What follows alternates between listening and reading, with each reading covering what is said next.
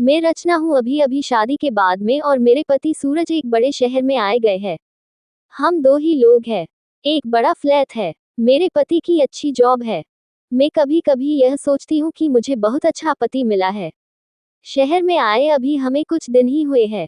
तभी मेरे पति एक 18 साल की लड़की को एक दिन घर ले आए। कहा कि गरीब है, इसे काम को जरूरत है। मैंने कहा ऐसा क्या काम है, हम दोनों के बीच में अकेली कर सकती हूँ। लेकिन उन्होंने बोला ये यही रहेगी और कुछ काम करेगी। मैंने बोला ठीक है, किसी अजनबी जवान लड़की को इस तरह अपने घर में रखना मुझे कुछ समझ नहीं आया। वो भी तब जब मैं मना कर रही हूँ। रात मैंने सोचा कि उनसे पूछूं कि आखिर ये लड़की कौन है। लेकिन रात जब मैं कमरे में गई तब वो अपने लैपटॉप पर मीटिंग में बिजी थे। जैसे ही मैंने दरवाजा, मुझे हाथ से इशारा करके चुप रहने को कहते हैं। मैं बिस्तर के एक साइड पर सो गई। सुबह करीब 7 बजे मेरी नींद खुली। तब मैंने देखा पतिदेव बिस्तर पर नहीं है। मैंने बाथरूम देखा, वो वहां भी नहीं थे। दरवाजा के पास जाकर जब मैंने किचन में देखा तो मेरे पति हाथ में पैसे लिए उस लड़की को दे रहे थे और वो लड़की रो रही थी। वो उसे चुप भी करा रहे थे। पैसे देकर वो मुझसे मिले बैगर बाहर मैन डोर से निकल गए। मुझे अब कुछ समझ नहीं आया कि बात क्या। थोड़ी घबराहट भी हुई, अजीब अजीब ख्याल मन में आने लगे। साथ ही यह भी ख्याल आया कि जो मैं सोच रही हूँ ऐसा कुछ भी नहीं हो। मैं बेडरूम से बाहर आई, वो लड़की ने मुझे देखकर अपने आंसू पोंछ लिए। मुझे देखते ही वो बोली, मैडम साहब बोले कि वो आज वो शहर के बाहर जा रहे हैं मीटिंग के लिए। कल शाम तक आएंगे। आप सो रही थी इसलिए आपको उठाया नहीं। मुझे कहा कि आपको बता दे। मुझे उससे बात करने का बिल्कुल भी मन नहीं था, इसलिए मैंने उसकी तरफ देखा भी नहीं। बस अब मैं अपने बेडरूम में बैठी कुछ कुछ सोचने लगी। शादी को अभी 1 महीना ही हुआ है और मैं उनके बारे में ना जाने क्या क्या सोचने लगी। लेकिन उन्होंने मुझे सोचने का कारण भी दिया है। एक तो ये लड़की वो अचानक ले आए, मेरे मना करने के बाद भी उन्होंने इसे यहाँ काम पर रखा और आज वो उसे रुपए भी दे रहे थे। मैंने सोचा कि एक बार फोन पर उनसे बात करके देखती हूँ। मैंने उन्हें फोन लगाया पर उनका फोन स्विच ऑफ बता रहा था। ये पहली बार था जब ऐसा हुआ कि उनका फोन बंद है। अब मेरा सर और भी चकरा गया। इतने में वो लड़की रूम में चाय लेकर आती है। बोली, मैडम चाय। मैंने भी उसको पूछा तुम्हारा नाम क्या है। बोली राखी। उसके पास फोन भी था और अब वो वाइब्रेट हो रहा था। फोन को रिसीव करने वो दौड़कर मेरे बेडरूम से बाहर गई।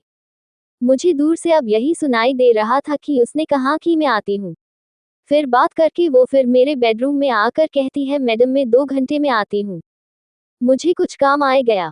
इतना बोलकर वो मेरी हाँ सुने बगैर ही चली गई। मैं कुछ बोल ही नहीं पाए, लेकिन फिर 2 मिनट मेरे मन में आया कि क्यों ना उसका पीछा करो। और मैंने 1 सेकंड में कपड़े चेंज किए और उसके पीछे हो गई। वो मुझे मेरी बिल्डिंग के नीचे दिखाई दी। उसके बाद उसने एक रिक्शा लिया, मैंने भी रिक्शा लेकर उसका पीछा किया। रिक्शा एक पतली सी गली में रुका। वो वहां से उतरकर पैदल चलने लगी। बहुत सारे छोटे छोटे घर से होते हुए वो एक घर के आगे पहुंची। मैं लगातार उसका पीछा कर रही थी। क्यों कर रही थी, क्या जानना चाहती थी, इसका मुझे कुछ पता नहीं था। बस मैं उसके पीछे थी। दरवाजा खुला और खुलते ही वो लिफ्ट गई उसकी माँ से जोर से। माँ और बेटी दोनों रोने लगी। दरवाजा बंद करना भी भूल गए। मुझे लगा कि अब मुझे सामने जाकर बात करनी होगी कि परेशानी क्या है। मैं उसके सामने गई। मुझे देखकर लड़की बोली, मैडम आप यहाँ पर। मैंने कहा तुम्हारे साहब बोल गए थे कि तुम्हारा ध्यान रखना।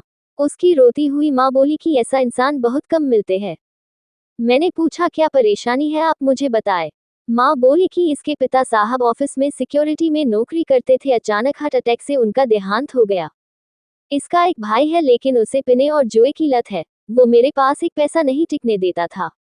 मैं अपनी परेशानी लेकर साहब के पास गई और उन्होंने पैसों से हमारी मदद की।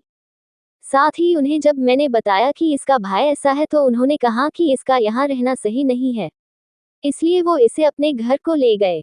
मैं इनकी बातें सुन ही रही थी कि उनका फोन आया। मैंने फोन रिसीव किया। सूरज बोले कि उनका फोन रात में मीटिंग की वजह से चार्ज नहीं था, इसका कारण बंद आ रहा था। मुझे पूछा कि कहाँ हो तो मैंने बोला कि मैं उनके घर आई हूँ। सूरज बोला, हाँ मैं रात में तुम्हें बताने वाला था पर मीटिंग की वजह से लेट हो गया और तुम सो गई। मुझे उस समय जो सही लगा वो मैंने किया, इसलिए मैं उसे तुम्हारे पास ले आया। मैंने कहा बिल्कुल ठीक किया आपने। लड़की को लेकर फिर मैं अपने फ्लैट चली गई। अब मैं उसे और अपने पति दोनों को ज्यादा प्यार करने लगी।